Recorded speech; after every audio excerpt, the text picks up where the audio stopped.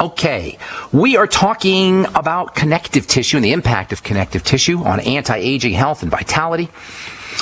When we talk about the body breaking down, when we talk about aging and degenerative diseases, what we're really talking about, in large part at least, is connective tissue breaking down. Connective tissue breaking down. When we talk about autoimmune diseases, again, in large part, we're talking about connective tissue. Aging, all the visible signs of aging, the apparent signs of aging, these are all, in large measure, connective tissue issues. And this is so important. Breaking the body up into its constituent parts is so important. We can isolate where the problems are. We get more leverage. We get more power when it comes to our anti-aging strategies. And by the way, this is all as it regards protein and peptides and the amino acid cysteine, which is one of the most important nutritional factors when it comes to building and hardening connective tissue. By taking anti-aging strategies and focusing them on connective tissue, we are cutting to the chase.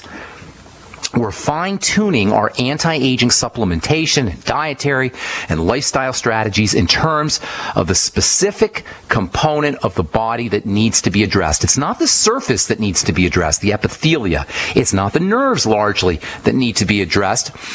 Although both of these are obviously important, aging, and therefore anti-aging, is really an issue of the matrix, the beef, the meat of the body, the muscle tissue / connective tissue matrix. This is why bone soup is so important. This is why bone soup may be the most important and functional of all bodybuilding foods, because it targets connective tissue. Bone soup is connective tissue. It's liquid connective tissue. When you eat bone soup, you're eating a liquid form of connective tissue. And this liquefied connective tissue goes into your body and builds your connective tissue. This is one of the hallmark ideas of connective tissue building. And this is why vegetarians have such a hard time. This is why vegetarians have such a more difficult time building connective tissue. One of the hallmark ideas of anti-aging and connective tissue building is when we eat connective tissue, we build our connective tissue. When we eat connective tissue amino acids, connective tissue proteins, those amino acids and proteins go through our system and help us build connective tissue. Connective tissue is a biological substance. It's not a botanical substance. It's not a vegetable substance. Yeah, you can put it all together. You can be a vegetarian and you can synthesize the right amino acids. You can create a mosaic of amino acids. You can select the right kinds of amino acids by eating beans, say, by eating certain grains, perhaps, by eating mushrooms. But you're not going to get the same kind of impact as if you eat animal products. Animal products will give you the exact proportions, the exact ratios, and the exact kinds of building blocks that are required for building your connective tissue. Now, bone soup is probably the ideal connective tissue building food. Protein in general is important. Eggs are very important. Dairy products can be important for helping build connective tissue. And it's not just food. Exercise is also important. Weight-bearing exercise can build connective tissue, and vitamins too. Vitamin C, vitamins A, vitamins D, very important for building connective tissue. In fact, vitamin C acts like a trigger for turning on the production of connective tissue, like a switch for turning on connective tissue. The disease that's caused by vitamin C deficiency, everybody knows that scurvy, is a connective tissue disease. Vitamin A is a connective tissue building substance, as is vitamin D, and as is essential fatty acids. All of these nutrients deliver their benefits largely in the connective tissue. Now, I don't want to belabor this next point, but I think it's important to acknowledge that the breakdown and the shriveling up of connective tissue that are associated with aging, that are associated with the aging process, the breakdown and the shriveling of connective tissue are reflective of a breakdown and a shriveling of the various dimensions of health, the spiritual dimension, the mental dimension, and the emotional dimension. Now, the bright side is primarily a show about the physical nature of health. We talk about vitamins, we talk about minerals, we talk about foods, we talk about exercise, we talk about the problems with prescription drugs, but in the interests of being maximally healthy, in the interests of being able to leverage and exploit all of the powers we have as the owners of this incredible, mind-blowing thing we call the human body, we at least have to give a nod to all all of the aspects of health. Nothing will cause connective tissue to shrivel up and break down faster than chronic, long-term, perhaps under the radar, but long-term fear. I got a call yesterday from a gal who was scared about her upcoming vaccination. She was going to get a job at a hospital, and they were going to make her get a vaccine. Now, aside from the incredible rudeness of forcing somebody to inject poisons into their blood to force them to be vaccinated in order to get a job, aside from that, there's a more fundamental point. This gal was really upset. She was freaked out. She wanted to know about supplements that she could take that would protect her from vaccine toxins. And as it turned out, this was a gal, she's 48 years old, and she had had her thyroid removed in the past. She had no thyroid. This basically means she's running on fear energy. Without a thyroid, you're running on adrenal gland energy, which is, in essence, fear energy. Adrenal energy is survival energy. It's jittery energy. It's anxiety energy. It's insomnia, coffee, cola, caffeine, amphetamine type energy. You all recognize it. We all know what that is. There's no way anyone can be fully and maximally healthy while the body is being run by what is in essence the emergency generator system. And this gal wanted supplements for her to protect her from her vaccines. She wanted to know if silver was going to help her to protect her from vaccines. And the point is that the most important strategy for this gal is not nutritional supplements. The most important strategy for any of us is not nutritional supplements. The most important strategy is protecting us, is staying away from fear. It's love and nurturing and sustenance. And the best way to address fear is not nutritional supplementation. It's love and sustenance and nurturing, to tell the body from a biochemical perspective, to give the body the biochemistry that tells it it's safe, to give the body the gift of kind, loving thoughts to tell it it's safe. Joy tells the body it's safe. Feelings of love tell the body it's safe. Protein, amino acids, nutritional supplements work because they tell the body it's safe. Hang tight. I'll finish this up when we come back from our break. I'm Pharmacist Ben. You're listening to The Bright Side. We'll be back after this.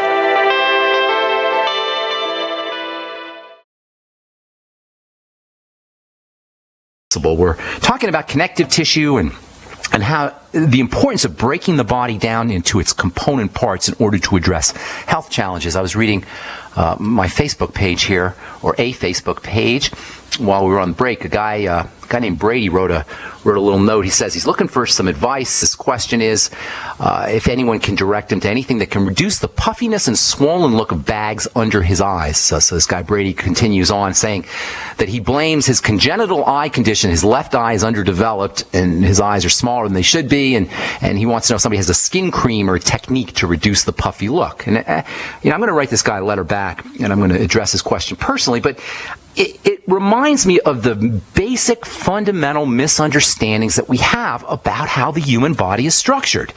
Puffiness under the eyes has nothing to do with skin. And I know there's all kinds of skin care products that purport to be able to take care of puffiness under the eyes. And this poor guy, Brady, he's just reading advertisements and listening to so-called skincare professionals telling him that, oh, you gotta rub this cream on, the puffiness will disappear. And I see the commercials just like you guys do for products that tell you that if you got puffy eyes, then you rub something on your skin, the puffiness will go away. Well, this is why we're breaking the body down into its components. The surface of the body, the so-called epithelia, what we call the skin, has nothing to do with the connective tissue underneath in terms of treatments. You can't address the connective tissue underneath, which is where puffiness is occurring, by putting something on top of the skin. With very few exceptions, you can't address connective tissue at all by putting something on top of the skin. I say very few exceptions because there are a couple of things that you can do, but not a lot. For the most part, if you have a puffiness under the eyes, if you have wrinkles, if you have boils or zits, you have a condition that looks like it's a skin problem, but it's really occurring deep underneath. And you can't address these deep underneath problems by putting stuff on top of the skin. But if we don't distinguish the the various components of the body, we're not going to be able to make this kind of distinction. We're going to say, oh, well, it looks like it's on the skin. It looks like I have puffiness is on the skin. I'll rub a cream on it and the puffiness will go away. But if we start to break the body up into its components, if we distinguish the parts of the body, it becomes more understandable that, hey, the puffiness is underneath. It looks like it's coming up on the skin because I can only see the skin. But if we know that there's connective tissue underneath the skin, well, then we say, well, maybe I got to start to address the connective tissue. Indeed, puffiness is a connective tissue problem.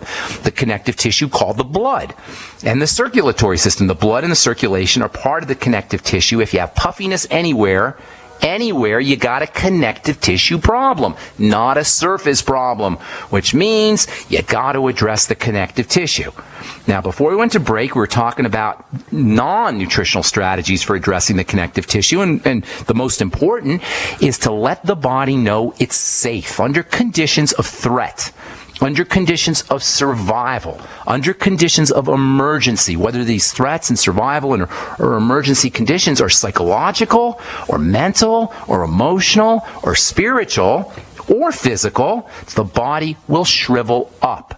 When we are scared, we will go into a fetal position, literally and metaphorically. Our bones will go into a fetal position. Our blood will go into a fetal position. Aging is the visible manifestation of the various components of a body curling up and preparing to die. That's what aging really is. And you can see it dramatically in an older person. Somebody who's in their 80s or 90s, they've got that shriveled up look. That's, in effect, the body going into a fetal position from long-term survival threats. When the body doesn't think it's safe, it will not marshal its resources to growth. It will marshal its resources for protection.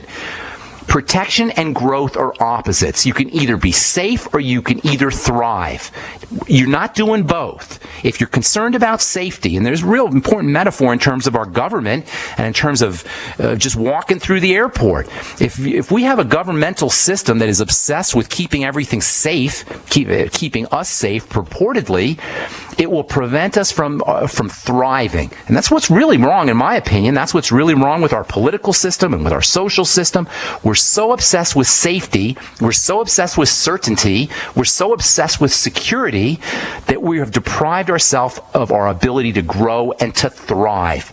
And it's true about the body as well. When we're obsessed with certainty and obsessed with security, we are not going to be able to grow and thrive. The most important thing we can do for our body in terms of anti-aging, and it involves nutrition, and it involves good food choices, but really it's about telling the body it's safe. Giving the body the gift of safety and security.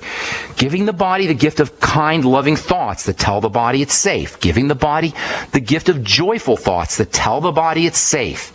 Feelings of love and joy tell the body it's secure, it's okay to grow, it's okay to thrive, it's okay to repair. Protein, amino acids, nutrients, the mighty 90 work because they tell the body that it's safe.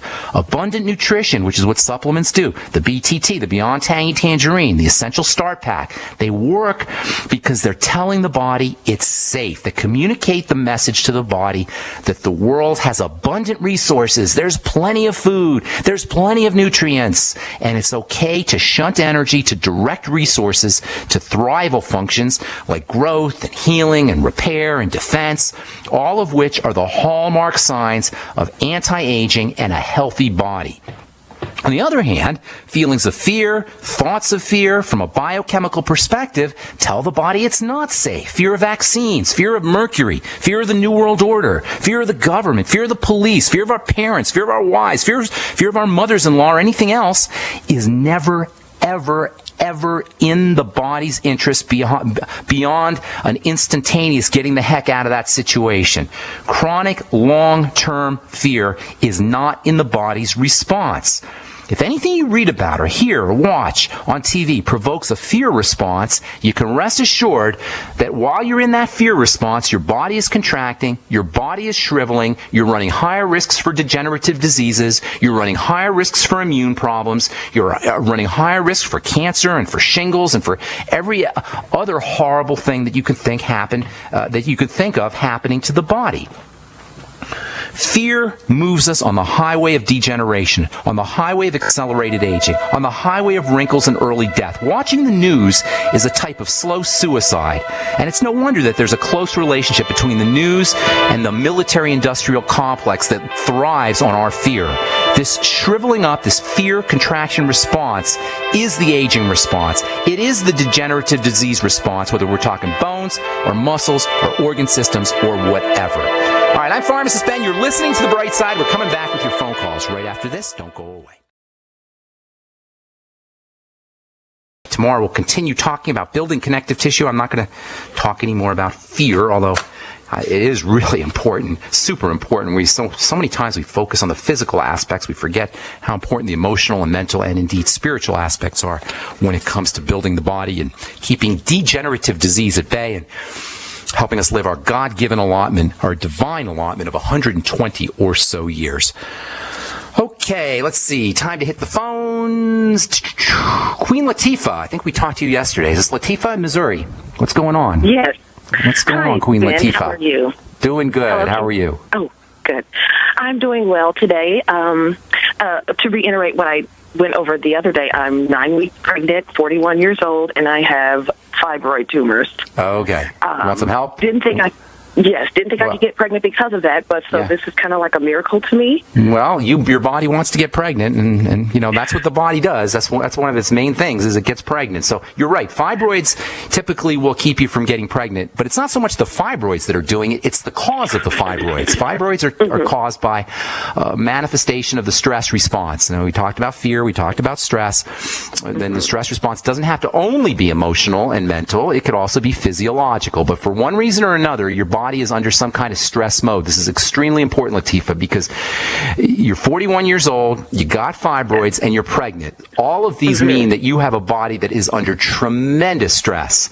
That means you're running higher risks, not only for a difficult pregnancy, but you're running high risk for I don't want to get into the details, but you're running some higher risks for everything yucky that you don't want to have happen. Fibroids are caused typically by excess estrogen, and estrogen, in addition to being a stress hormone, is also a birth control hormone, which is why typically you're not going to get pregnant, but you did, and that means you have a strong body, which is all good news. So here's what you're going to want to do, okay? You're going to want to keep every kind of stressor that's under your control away from your body, and that especially means food. Food is the ultimate physiologic stress is the wrong kinds of food. So number one, you got to stay away from any foods that cause digestive problems. You got to have had digestive issues. There's no way you didn't have digestive issues if you're 41 years old and you had fibroids. So you had to have some kind of food allergies, food intolerances. If you don't know about it, that's even more troubling because now you got to go find out what they are. And you got to start paying attention to things like bowel movements, gas, bloating, heartburn, discomfort of any kind in the digestive tract, and link those to foods and eliminate those foods. That's job number one. Job number two is to make sure that you're getting high quality foods because now you're eating for two. Not just eating for yourself, you're eating for your baby. And really your baby's going to get the nutrients before you are. So you're going to be the one that suffers even more quickly than your baby does because the fetus is the priority. So if you're not getting enough protein, what little protein you're getting is going to go to support the baby, and that means you're going to be deficient. In fact, protein is probably the most important nutrient that you need being pregnant. In general, it's the most important. But not red meat protein, right? Well, leaving aside this whole craziness about red meat, what do you think the difference between red meat and white meat is? Is there any difference, do you think? I've heard a lot of weird things now. I only eat organic. Well, I don't want to digress too much because I want to answer your question. I got a bunch of calls here. But what's the difference, do you think, between red and white meat? There is none. The color's different, okay? Basically. So when people say stay away from red meat, they imply that, I can eat white meat. No difference.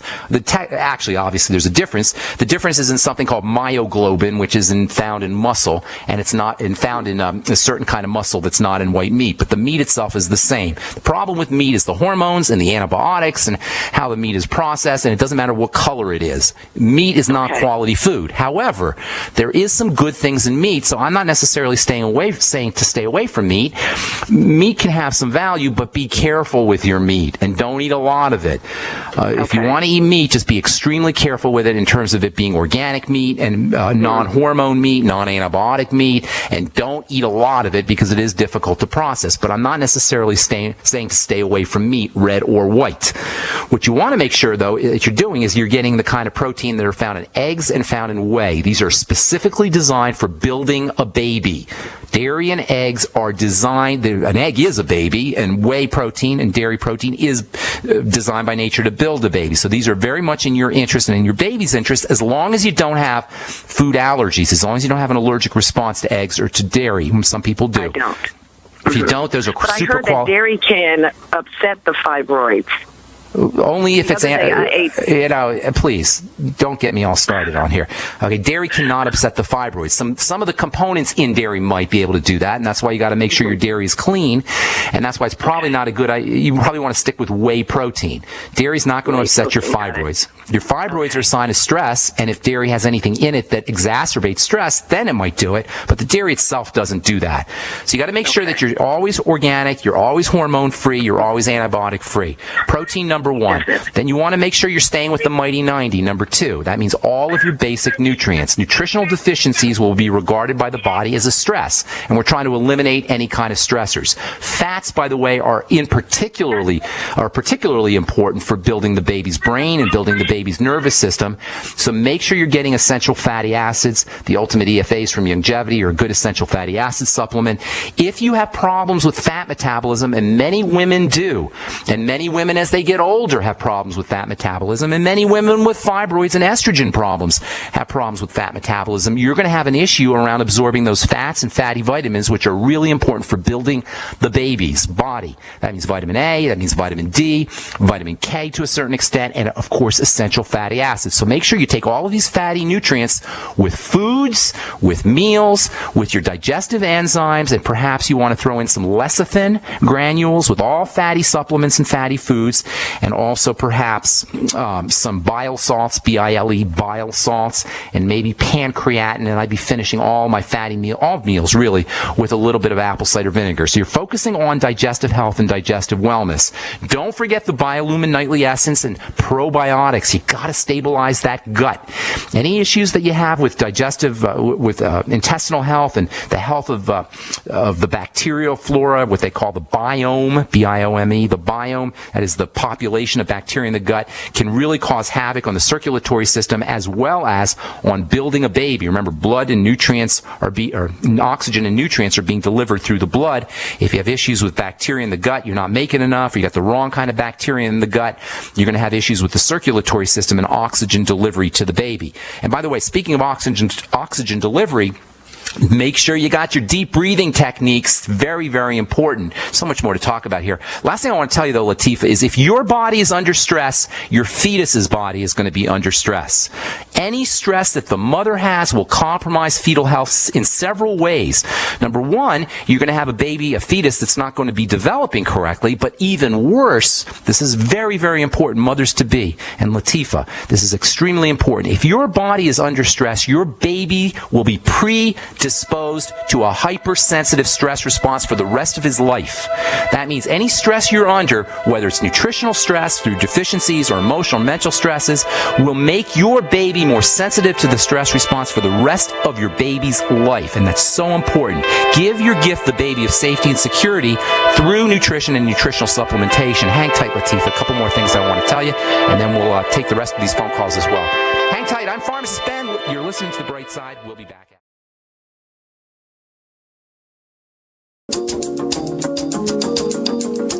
All right, we are back on The Bright Side. Queen Latifah in Missouri, mom-to-be. Are you there, ma'am?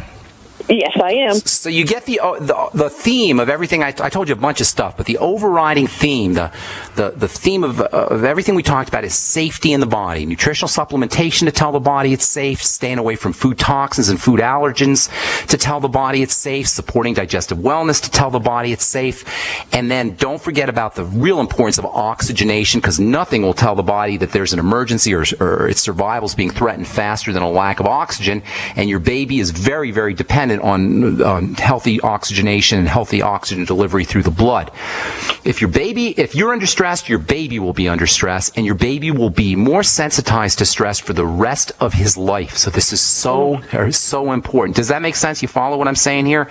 Any stress that you have will make that your baby more stressed out, more responsive to stress, more sensitive to the stress response for the rest of the baby's life. Now, certainly the emotional, mental aspects are important. So relaxing, listening to, they do studies on music, Mozart and relaxing music. When the baby listens to the fetus listens to relaxing music, the babies tend to be healthier. All of these are ways of telling the fetus that the world is safe, that the body is safe, it's protected, and all of its energy can be spent building the fetus. It doesn't have to scrimp and save when it comes to nutrients. You want to tell the body that there is abundant nutrition, abundant oxygen, there's no threats going on, and you can do that through supplementation, deep breathing techniques, as well as mental and emotional strategies. Does that help you, ma'am?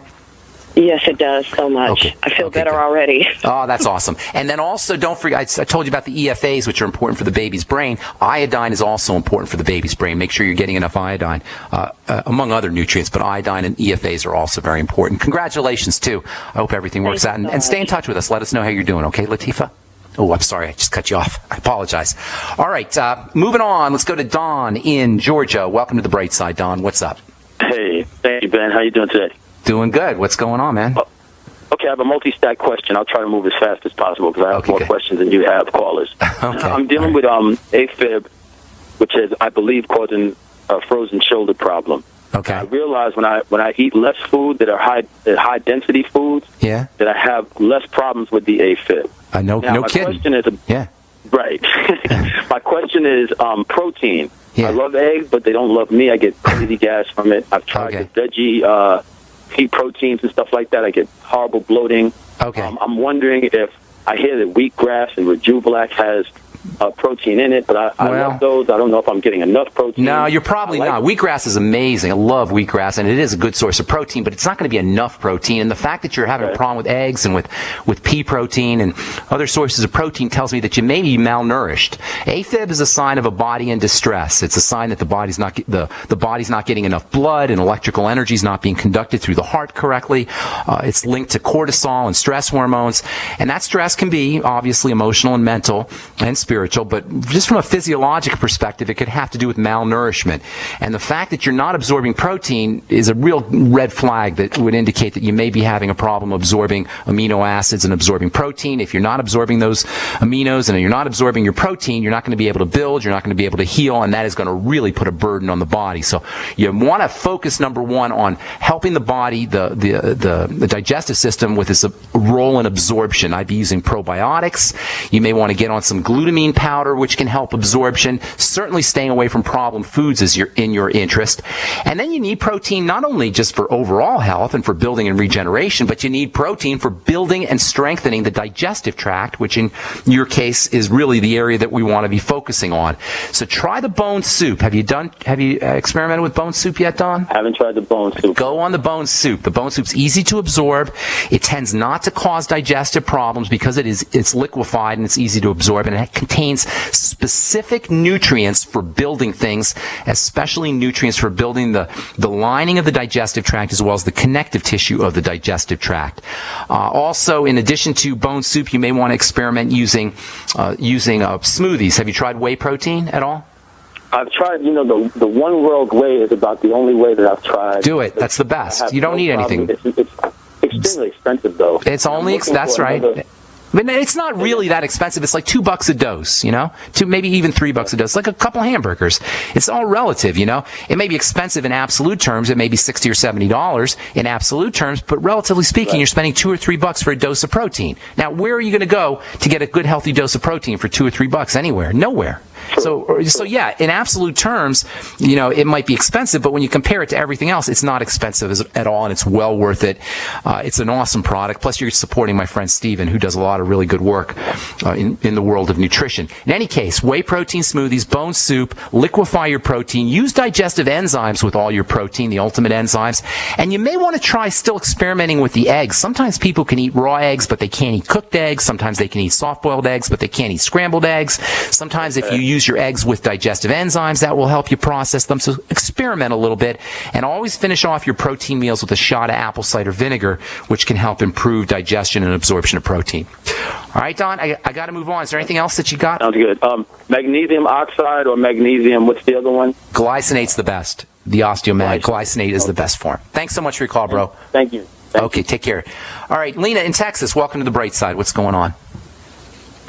Lena baby, what are you doing? Hi, Ben. Hey, Lena. What's up? How are you? I enjoyed your presentation in Austin.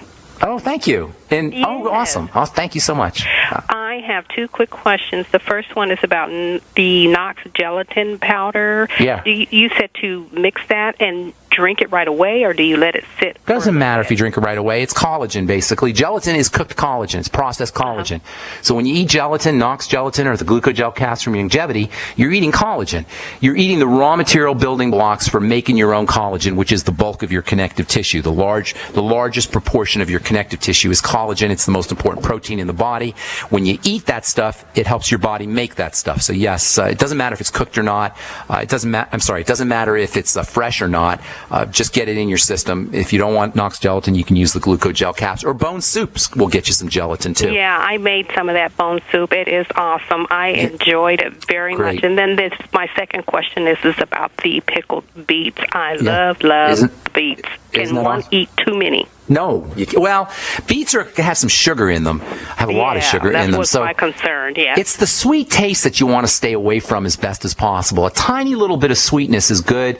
It'll spike your insulin just a tiny little bit so you get more nutrients in the body. But long-term ingestion of this sweet taste is something that you want to stay away from. And beets are incredibly sweet. It's not like processed kind of sugar, but still, it's the sweet taste that you want to be careful of. If they're fermented, that makes a difference. But if I would keep the beets, I wouldn't go crazy on the beets, as valuable as they are. Beets are amazingly valuable food, but I wouldn't go crazy on the beets. But a little bit of beets certainly, it's a great health tool, great for the liver, great for the blood, a wonderful source of carotenes and plant and phytonutrients. It's a wonderful food, beets, but just don't go crazy on them. Right. And then the last question is, you're talking often about glutamine powder. What's the difference? There's a L-glutamine, and then Same. is there There's no R-glutamine. No. Sometimes they'll call it L-glutamine, but it's all glutamine.